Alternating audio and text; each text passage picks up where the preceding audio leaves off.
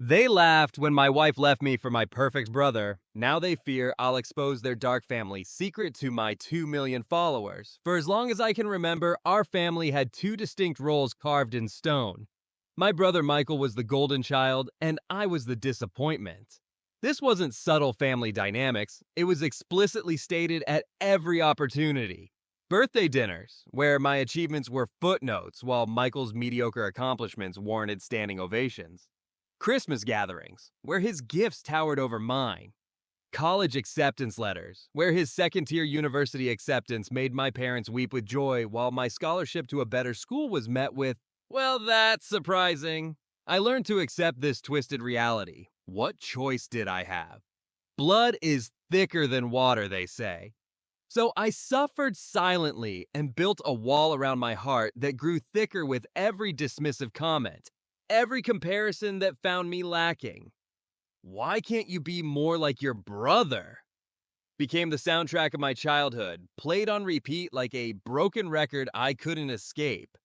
Michael reveled in the attention. Why wouldn't he? Our parents created a monster by feeding his ego from the moment he could walk. The golden child who could do no wrong, while I somehow did nothing right. When I met Sophia during my second year at university, I thought my luck had finally changed. She was studying literature, with emerald eyes that lit up when she talked about Dostoevsky and Tolstoy. Her laughter was magnetic, drawing people in from across crowded rooms. I couldn't believe someone like her would give me a second glance, but she did, and a third. And eventually, she agreed to a coffee date that turned into dinner, that turned into breakfast. For the first time in my life, I felt truly seen. Sophia listened when I spoke. She valued my opinions, encouraged my ambitions, and made me believe I was worth something. Perhaps that's why I ignored the warning signs when she met my family. The way she and Michael locked eyes a moment too long. How she laughed a little too enthusiastically at his tired jokes. The casual touches that lingered. Your brother is so charming, she said on the drive home. Your family adores him. They always have, I replied, gripping the steering wheel tighter. We married 3 years later in a modest ceremony. My parents complained about everything. The venue was too small, the food too unusual, the music too modern. Michael gave a best man speech that was more about himself than us. I didn't care. I had Sophia, and that was enough. For 5 years, we built a life together. I worked at a digital marketing agency, honing my skills and slowly climbing the corporate ladder while Sophia taught English at a local high school. We weren't rich, but we were comfortable, happy even. Or so I thought. Then came the day that shattered everything. I had returned early from a business trip, eager to surprise Sophia with the news of a potential promotion. Our apartment was quiet when I entered, but I heard muffled sounds from our bedroom. Thinking Sophia was watching something on her laptop, I gently pushed the door open. Time froze. There, in our bed, our marital bed, was my wife with my brother. Neither noticed me standing in the doorway, paralyzed as my world imploded. I don't remember leaving the apartment or driving to a nearby park. I only remember sitting on a bench until dawn, watching joggers and dog walkers begin their day as mine had ended. When I finally returned home, Sophia was waiting, eyes red and swollen. It just happened, she whispered, the most insulting lie she could have chosen. How long? I asked, my voice unrecognizable even to myself. She stared at her hands. 8 months. 8 months. While I was working late, traveling for business, planning our future, my wife and brother had been betraying me in the most intimate way possible. I want a divorce, I said, surprising myself with the steadiness of my voice. Sophia nodded, tears streaming down her face. There's something else you should know. I braced myself, though nothing could have prepared me for what came next. I'm pregnant. Time seemed to stop again as the full weight of her words crashed over me. We had been trying for a baby for the past year with no success. The cruel irony wasn't lost on me. Is it? I couldn't finish the question. It's Michael's, she confirmed, destroying the last shred of hope I might have harbored. We did a test. I packed a suitcase without saying another word and checked into a hotel. 3 days later, I called my parents, hoping for some semblance of support. Mom, I need to talk to you about something serious. If this is about Sophia and Michael, We already know, she said flatly. My blood ran cold. You know? Michael told us everything. These things happen, Alexander. Marriages fall apart. These things happen, I repeated incredulous. My wife cheated on me with my brother and is now pregnant with his child. Don't be dramatic, she sighed. Michael and Sophia have a real connection. Sometimes people find love in unexpected places. I couldn't believe what I was hearing. And you support this? We support both our sons, but Michael needs us right now. Sophia's pregnancy is high risk, and they're very stressed about the future. I hung up without another word. That evening, my father called. Your mother is upset, he said by way of greeting. I'm devastated, I countered. Listen, son, life is complicated. Your brother didn't mean for this to happen, but now there's a baby involved. Our grandchild. We need to be practical. Practical, I echoed hollowly. The upcoming family gathering for your grandmother's birthday. We think it's best if you don't attend. Just until things settle down. Sophia will be there, and we don't want any drama. That was the moment I realized I had no family. Blood may be thicker than water, but betrayal cuts through everything.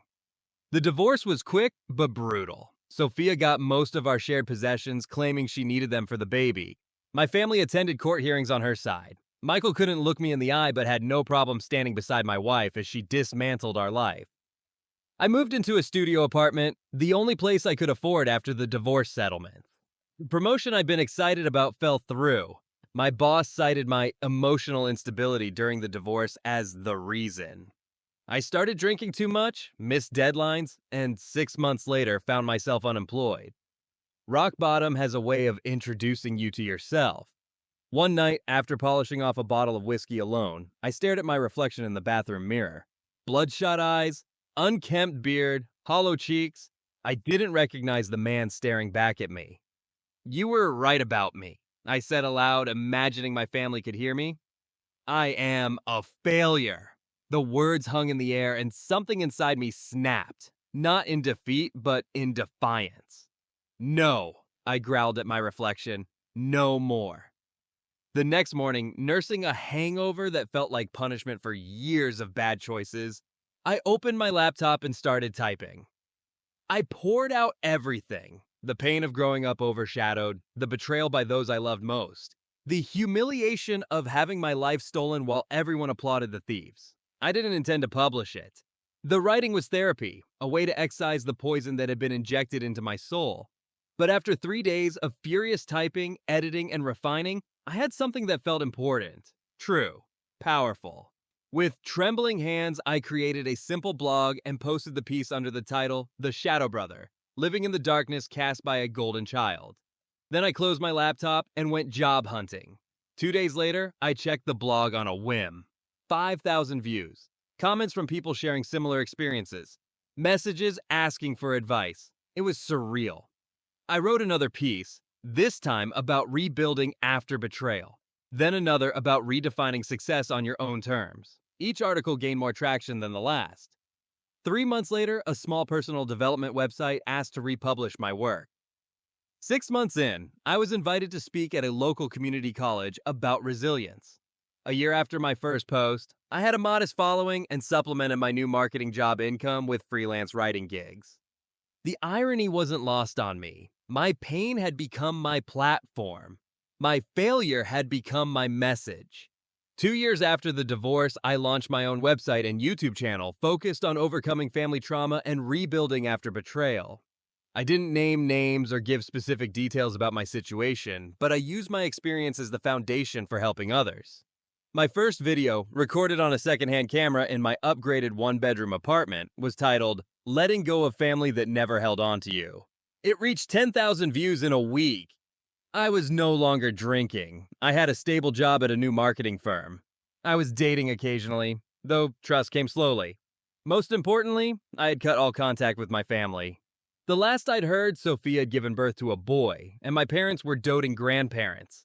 Michael had been promoted at his father-in-law's company. Their perfect life continued while I built something from nothing. Then everything changed again. My channel hit 100,000 subscribers on the same day I received an email from a major publishing house interested in my story. They wanted me to write a memoir about family dynamics, betrayal, and reinvention. The advance they offered would allow me to quit my day job and focus entirely on writing and content creation. It was terrifying and exhilarating. I signed the contract on what would have been my 7th wedding anniversary. The book, titled The Other Son: Escaping the Shadow of the Golden Child, became a surprise bestseller. My subscriber count climbed to 500,000. I was invited onto podcasts, morning shows, and speaking circuits. People connected with my story because it was raw, honest, and ultimately hopeful. I never sought revenge or spoke ill of my family specifically. I focused on healing and growth. But those who knew me, including my family, could read between the lines. 3 years after hitting rock bottom, I had a 7-figure bank account, a penthouse apartment, and a platform reaching millions. More importantly, I had purpose. The broken man in the bathroom mirror was gone, replaced by someone who had transformed pain into power. I thought I had moved on completely until an unexpected name appeared in my email inbox: Michael. The email was short but desperate.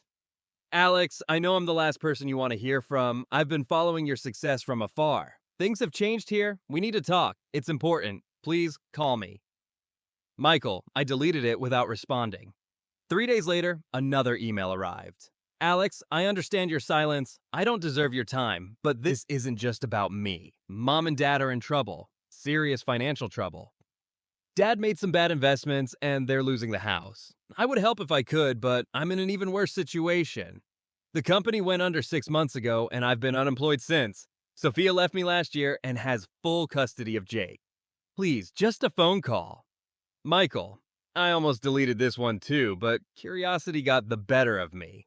I did a quick search online and found articles about the collapse of my father-in-law's company amidst allegations of fraud. Several executives were under investigation, including Michael. Still, I didn't respond. The third email came a week later. Alex, this is Mom. I'm using Michael's email because I wasn't sure you'd open one from me. Your father had a minor heart attack last week.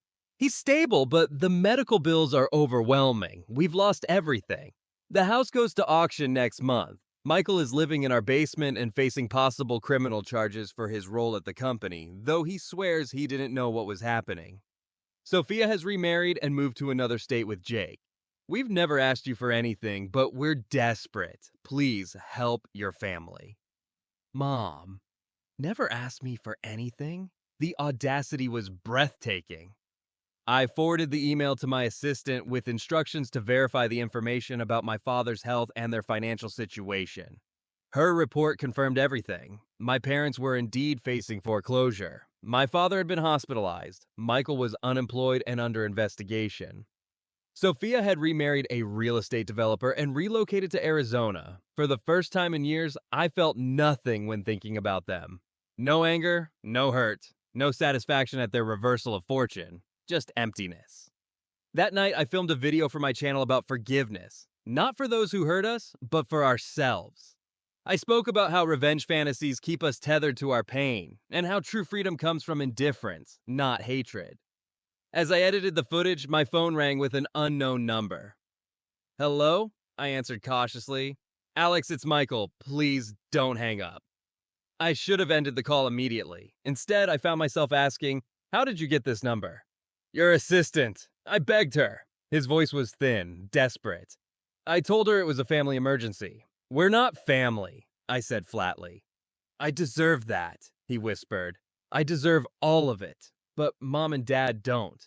They made mistakes, terrible ones, but they're old and scared. And what exactly do you want from me? I asked, though I already knew. Money, he admitted. Enough to save the house and cover Dad's medical bills. I can pay you back when this legal nightmare's over. I have skills. I can find work once my name is cleared. I almost laughed. Skills? Your only skill was riding Dad's coattails and stealing what belonged to others. That's not fair, he protested weakly. No, what wasn't fair was how they worshipped you while treating me like an afterthought. What wasn't fair was you sleeping with my wife. What wasn't fair was being disinvited from family gatherings so you could celebrate impregnating my wife without the inconvenience of facing me. Silence hung between us. Then, you know about that? I know everything, Michael, including what happened to grandfather's inheritance. He gasped. How could you possibly? I have over 2 million followers now, I interrupted. People talk. Distant relatives watch my videos. Old family friends send messages sharing things they thought I already knew. More silence, then a defeated sigh. What do you want, Alex? Nothing. That's the beauty of it. I want absolutely nothing from any of you. Please, his voice cracked. If not for me, then for mom and dad. They made mistakes, but they love you. No, they don't, I said calmly. They love what I've become. They love my success and the money it represents. They love the idea of being rescued by the son they rejected. That's not true, he protested, isn't it? When was the last time they reached out before needing something? Did they call to congratulate me on the book? Did they subscribe to my channel? Did they ever, even once, apologize? The silence was answer enough. I thought so, I said. Goodbye, Michael. Wait, he shouted. What about the inheritance? Are you going to tell everyone? I ended the call without answering. Let him sweat. The next day, I received a text from an unknown number. This is your mother. We're coming to New York tomorrow. Please meet with us. We can explain everything. I didn't respond, but I instructed building security to deny them entry if they showed up. Then I prepared for my largest live stream yet, a special 2-hour session on financial independence after family estrangement. As I set up my equipment, I thought about the inheritance Michael had mentioned. My grandfather, my mother's father, had been the only family member who showed me unconditional love. He died when I was 19, leaving behind a modest estate that was meant to be divided equally between my mother and her sister, with specific provisions for both Michael and me when we turned 25. On my 25th birthday, I inquired about it and was told the money had been invested in my father's business ventures and lost. I accepted this explanation without question. Another failure in a life defined by them. Years later, through one of those followers who happened to be a distant cousin, I learned the truth. My portion of the inheritance had been diverted to Michael's business ventures instead. My parents had lied to me and essentially stolen my birthright to further inflate their golden child's opportunities. This wasn't just favoritism, it was fraud. As I was lost in these thoughts, my phone buzzed with another text. We're in the lobby. Security won't let us up. Please, Alex. 5 minutes. I texted back, I'm working. Leave or I'll have you removed. Harsh, perhaps, but necessary. I couldn't allow their drama to disrupt the life I'd built. 10 minutes before my live stream was scheduled to begin, I received a final text. You've changed. The Alexander we knew would never be so cruel. What happened to you? I stared at those words, a smile slowly spreading across my face. They still didn't get it. They had spent a lifetime telling me I wasn't good enough, I wasn't successful enough, I wasn't like Michael. Now that I had become something on my own, something beyond what Michael had ever achieved, they called it cruelty. I typed out my response. I stopped being the Alexander you could manipulate. You happened to me, Michael happened to me, and then I happened to myself. I blocked the number, turned on my camera, and greeted my audience with genuine warmth. Welcome, everyone. Today we're talking about breaking generational patterns of toxic family dynamics. Let's start with the question. What happens when the family scapegoat becomes more successful than the golden child? The comments section exploded. During the live stream, I never mentioned my family directly. I didn't name names or share specific details about their current predicament. But I did tell my story, my complete story, for the first time ever, including the inheritance. Sometimes families don't just emotionally betray you, I explained to my audience. Sometimes they commit actual crimes against you, stealing what's rightfully yours to benefit their favorite child. The livestream had more viewers than any previous video, with the comment section filled with messages of support and similar stories of family betrayal. Afterwards, I felt lighter somehow, as if speaking the truth had lifted a weight I hadn't realized I was still carrying. The next morning, my assistant called with news. Your parents are in the lobby again. Security asked what you want them to do. I sighed. Tell them I'll come down. 20 minutes later, I stepped out of the elevator to find two strangers wearing my parents' faces. My father, once robust and commanding, looked shrunken in his outdated suit. My mother's carefully maintained appearance had given way to visible stress lines and gray roots. Alexander, my mother whispered, taking a step toward me before stopping herself. Let's sit, I said, gesturing to the lobby's seating area. We settled into leather armchairs, the opulence of my building a stark contrast to their worn appearance. You look well, my father said stiffly. I am well, I confirmed. What do you want? They exchanged glances before my mother spoke. We saw your live stream yesterday. I raised an eyebrow. All of it? She nodded. We never thought you'd... Is that what your book and videos are about? Exposing us? My work is about healing from family trauma. If you see yourselves in that narrative, perhaps you should ask why. You mentioned the inheritance, my father interjected. You have no proof of anything improper. Actually, I do, I said calmly. Grandfather's lawyer reached out after seeing my book.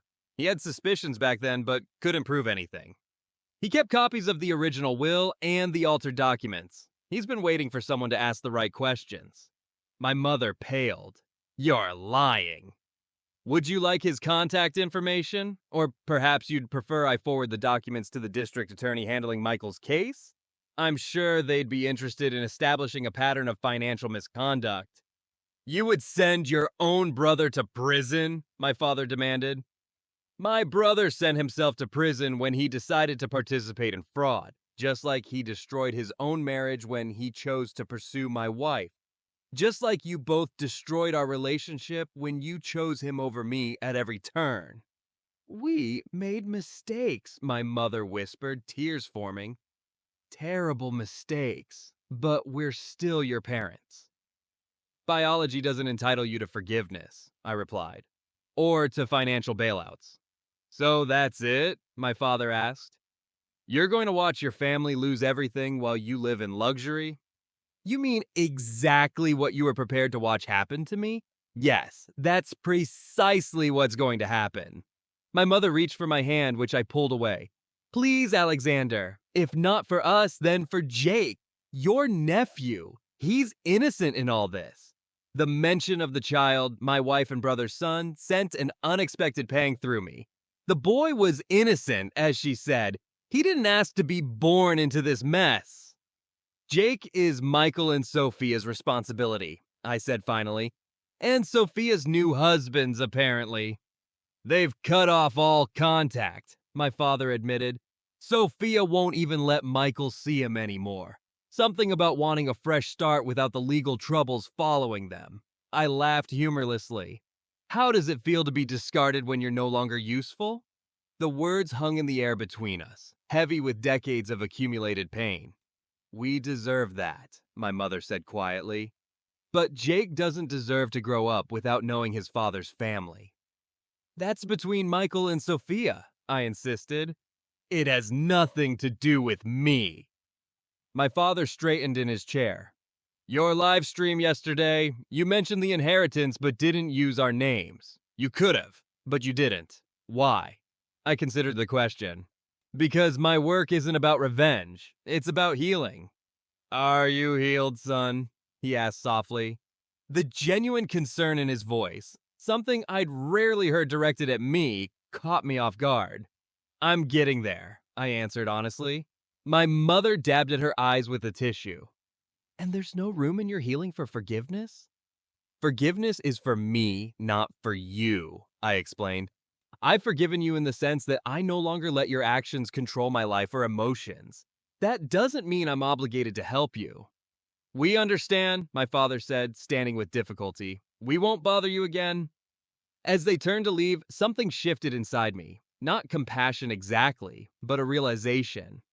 I had spent years defining myself in opposition to them, becoming successful because they said I'd fail, building a platform because they silenced me, creating wealth because they took what was mine. But true freedom meant making choices independent of their influence, even the influence of my anger toward them. Wait, I called. They turned, hope flickering across their exhausted faces. I won't give you money, I said firmly, but I do have a proposal. My father frowned. What kind of proposal? A series of videos for my channel, the three of us having honest conversations about family dynamics, favoritism, and its consequences. Michael, too, if he's willing. No holds barred, complete honesty about everything that happened. You want to humiliate us publicly? My mother asked. I want the truth to be told, I corrected. I want accountability. If you're genuinely sorry, not just sorry that you need my help now, then prove it by acknowledging what you did. Not just to me, but to my audience who've experienced similar pain. And if we do this, my father asked cautiously, then I'll help find you affordable housing. Not save your current house, but ensure you're not homeless. I'll cover Dad's medical bills, and I'll establish a trust for Jake's education that neither Michael nor Sophia can touch. That's generous, my father admitted. It's conditional, I clarified. Complete honesty or nothing. They exchanged long looks before my mother nodded slowly. We'll do it, and we'll get Michael to participate. One more condition, I added. The inheritance money that should have been mine. I want a full accounting of where it went. Alexander, my father began nervously, that money is long gone. I know that, I interrupted. I don't expect it back. I want to know exactly how my birthright was spent. After another shared glance, they agreed. As they left, I didn't feel the vindication I might have expected years ago. Instead, I felt something closer to peace. Not because I was helping them, though that was part of it, but because I was finally making choices based on my values rather than my wounds. The video series, which we filmed over the next 3 months, became the most viewed content on my channel. We called it Family Reconciliation: The Hard Truths. My parents spoke openly about their favoritism, acknowledging how they had systematically elevated Michael while diminishing me. Michael joined for 2 episodes, visibly uncomfortable but honest about his sense of entitlement, and how it had ultimately led to his downfall. We discussed the inheritance, my father finally admitting that they had diverted my portion to fund Michael's first business venture, convinced he would be more successful than me. We were wrong, my father said in the final episode, looking directly into the camera. Not just morally wrong, but wrong about who Alexander was and what he could become. My mother added, parents aren't supposed to have favorite children, but we did. And our favoritism destroyed our family while nearly destroying Alexander. That he survived and thrived isn't because of us, it's despite us. The series resonated deeply with my audience and expanded my platform further. A major television network offered me a regular segment on their morning show, discussing family dynamics and healing from trauma. A second book deal followed, with an advance that dwarfed the first. True to my word, I found my parents a modest apartment and covered my father's medical expenses. I established an education trust for Jake, with the stipulation that I would have visitation rights as his uncle. Michael avoided jail time through a plea deal but was banned from working in finance again. He found work as a sales representative for a mid-sized company. Respectable work, but a far cry from the executive position he once held. As for Sophia, I received an email from her shortly after the video series concluded. Alex, I've been following your work from afar. What you've built is remarkable. I don't expect forgiveness, but I want you to know that I regret my choices every day. The life I thought I wanted turned out to be hollow. Watching you speak your truth with such compassion has been both painful and inspiring. Jake asks about you sometimes. He's seen your videos, the child-appropriate ones, and knows you're his uncle. If you're open to it, he would love to meet you properly someday. With respect and remorse, Sophia. I waited a week before replying. Sophia, thank you for your email. The past is the past. I would be honored to meet Jake whenever you feel it's appropriate. He deserves to know his family. All of his family. Be well, Alex. 6 years after discovering my wife and brother's betrayal, I stood in my penthouse overlooking the city, preparing for a live stream to my now 2.5 million followers. My phone buzzed with a text from my assistant reminding me that Jake would be visiting the following weekend. My parents had sent flowers to congratulate me on my latest book reaching #1 on the New York Times bestseller list. Life wasn't perfect. Trust came slowly, and family gatherings were still complicated affairs filled with awkward moments and old tensions. But there was healing happening, real healing, not the superficial kind that avoids uncomfortable truths. As I adjusted my camera and prepared to go live, I thought about how far I'd come from that broken man staring at his reflection in a dingy bathroom mirror. The journey from betrayal to rebuilding had been excruciating, but I wouldn't change it. Because sometimes it takes losing everything to discover who you truly are. Welcome, everyone, I smiled into the camera. Today we're talking about turning pain into purpose and betrayal into breakthrough. But first, I want to share something I've learned on my journey. True success isn't measured by followers or bank accounts. It's measured by your ability to remain true to yourself even when everyone else wants you to be someone else. The comments section filled with hearts and messages of support. 2 million people listening to the voice that my own family had spent decades trying to silence. Sometimes revenge isn't about making others suffer. Sometimes it's simply about surviving long enough to tell your story and having that story change lives, including your own.